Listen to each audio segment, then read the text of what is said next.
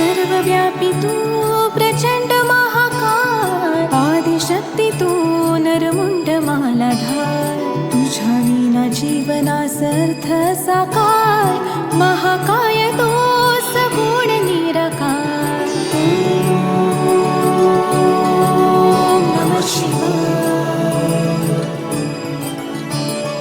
ओम नमः शिवाय.